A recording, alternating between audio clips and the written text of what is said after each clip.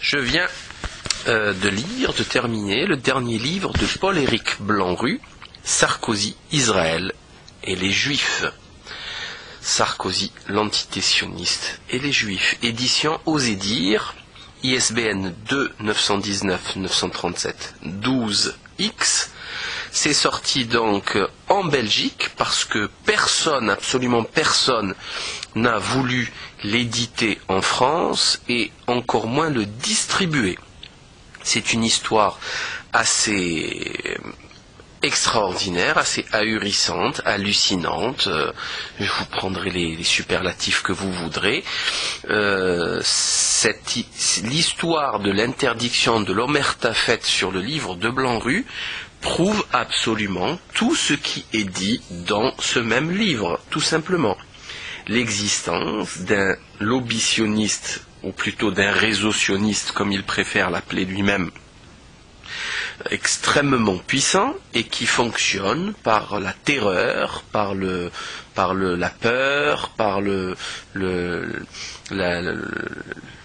enfin c'est assez extraordinaire. Mais comment voulez-vous que les journalistes, parce qu'il n'y a pas seulement que l'édition ou la distribution du livre qui importe, il y a aussi la publicité dans les journaux.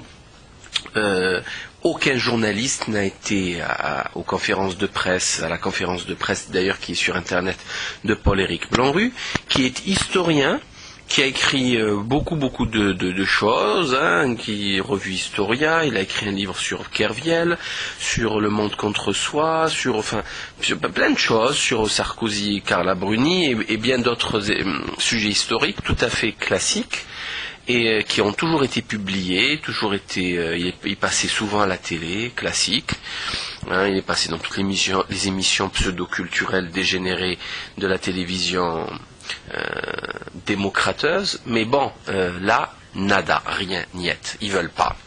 Donc, cette interdiction, je le répète, est la preuve claire, définitive, sans appel, de la véracité de ce qui est dit dans ce livre. C'est pas compliqué. Donc, comme je disais, Paul-Éric Blanru ne veut pas parler de lobby juif, mais de réseau sioniste. Certes, il y a une grosse différence, je suis entièrement d'accord. Il ne s'agit pas de judaïsme, mais de sionisme. Et le problème, c'est qu'il n'y a plus de lobbying, il n'y a plus de réseau. C'est terminé. C'est l'État lui-même qui est sioniste depuis mai 2007. C'est la totalité de l'État français. Alors maintenant, pourquoi pas ? Pourquoi pas ? Il y a des réseaux, il y a des gens qui défendent leurs intérêts. Pourquoi pas ? Contre l'intérêt général. Pourquoi pas, certes, d'accord, ils font ce qu'ils veulent, on est sur Terre, on fait avec les réalités du moment et de la vie. Par contre, moi je pose une question, pour une population qui représente 100 000, maximum 100 000 stupides décérébrés sionards, qui veulent faire la guerre à tout le monde et qui pleurnichent à longueur de journée contre un truc qu'il y a eu il y a 60 ans, et qui emmerde la planète entière. Moi, je pose une question, qu'on soit d'accord avec eux ou pas, on s'en fout. Quel est l'intérêt de la France dans cette affaire ? Quel est l'intérêt de la France dans cette affaire ? Quand un Kouchner explique que la France ira en guerre contre l'Iran, quand Sarkozy, je rappelle qu'en hongrois Sarkozy veut dire être entouré de boue, c'est dire l'entourage scélérat de ce président. Donc quand il va en guerre en Afghanistan, quand il veut rejoindre l'OTAN, quel est l'intérêt de la France ? Quel est l'intérêt de la nation française, du peuple français, de 65 millions d'habitants ? Voilà, moi je pose une question claire, nette et précise. Je crois qu'une nation ne doit poursuivre que ses intérêts, l'intérêt de son peuple et rien d'autre. Et là, je crois qu'on s'en est éloigné largement. Ce livre est plein, et bon, c'est un livre factuel.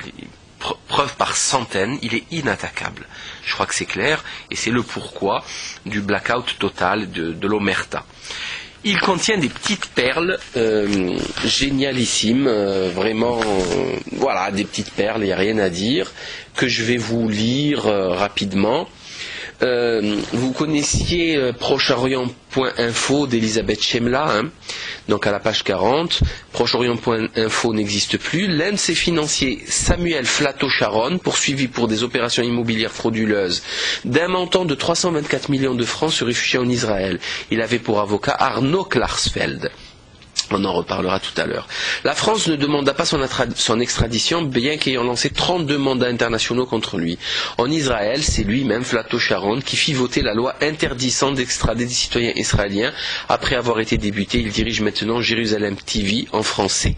Proche-Orient.info n'en est bien sûr aucunement responsable.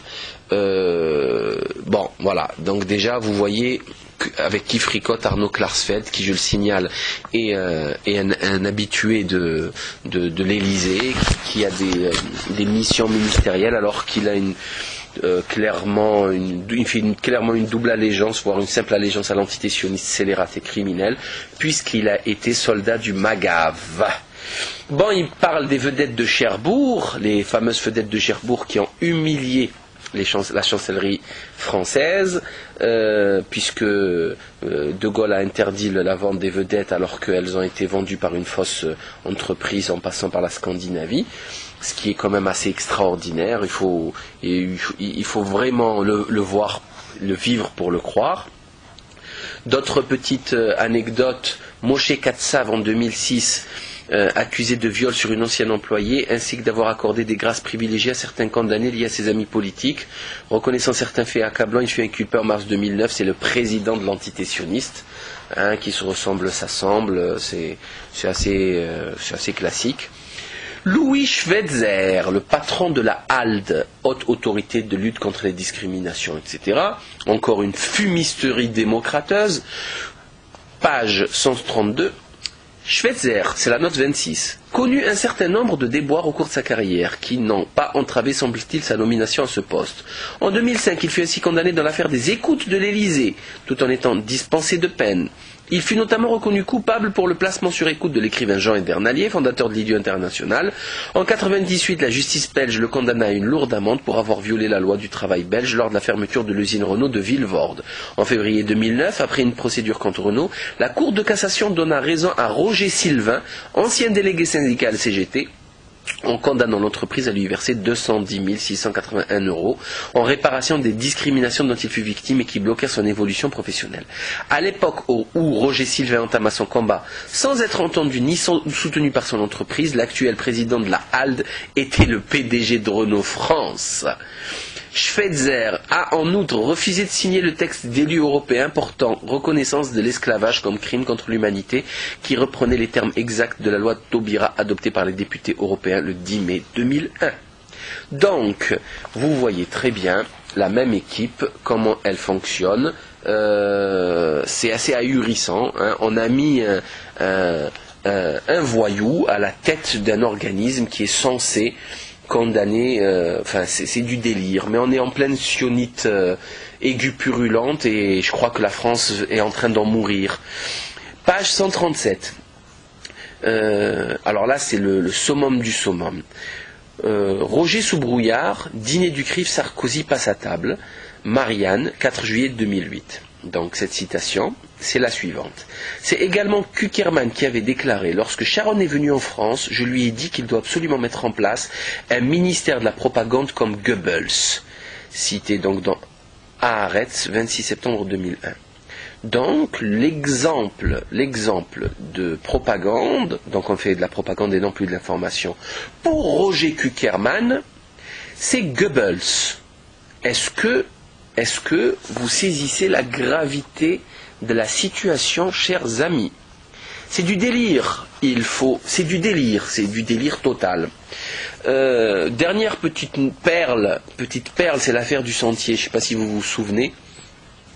Page 150, note 85. L'affaire du Sentier, qui a éclaté en 97, reposait sur le système de la cavalerie comme celui de Madoff. 188 personnes issues des ateliers de confection du quartier du Sentier à Paris furent interpellées. Le cerveau de l'opération était Haïm Weizmann. sergent-chef de l'armée israélienne qui s'enfuit en entité sioniste.